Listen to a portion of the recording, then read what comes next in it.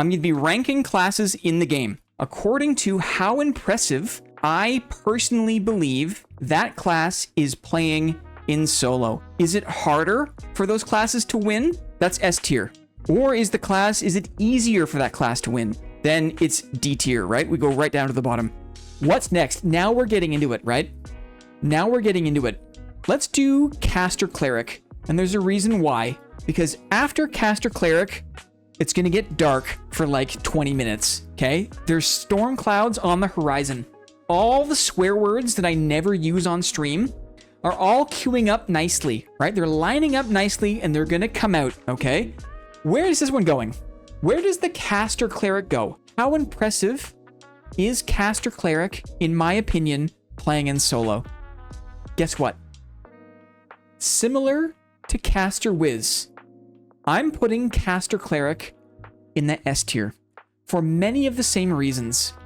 And I will say that these three things, these three classes, Wizard, Cleric, and Fighter, in my opinion, these classes are kind of the last remaining soul of the original playtest.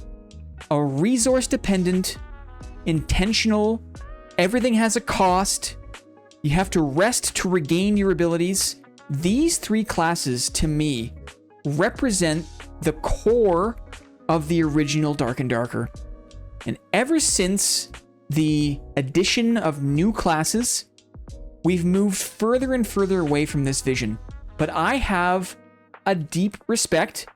I am very impressed. You don't see it very often, but anytime I see a Caster Cleric playing in solo, I have a high amount of respect for. Why?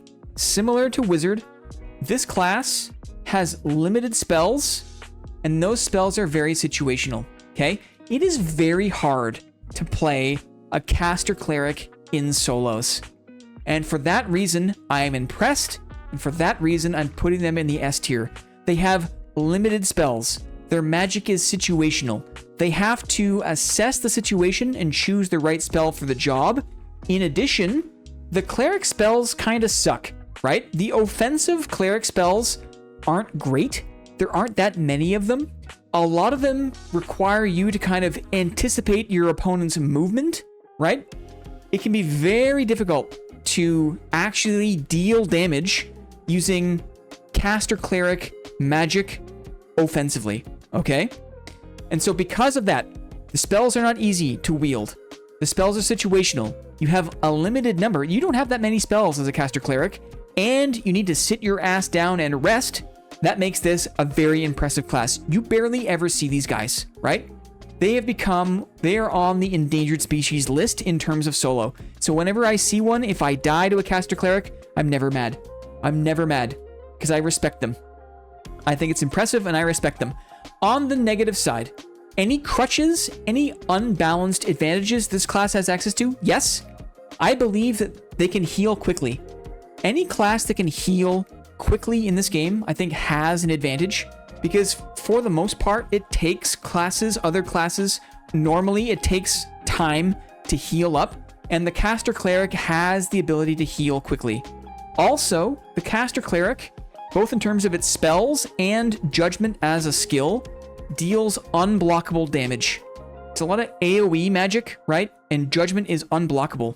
W. Lily, who's holding her Caster Cleric line. My mate is a Caster Cleric main. It's so funny to play with. Totally. I mean, we're not talking about trios, right? I have an even deeper respect for people that play support in a trios or team-based context, right? But in the solo context, they have certain advantages, right? Judgment is unblockable. Some of the Caster Cleric magic is unblockable, can be difficult to deal with. They can heal quickly. They are typically very speedy also, right? They can be speedy. We know that move speed is important, is all important in solos. And Caster Clerics, if they're building correctly, will build for good move speed, similar to Caster Wizards, right?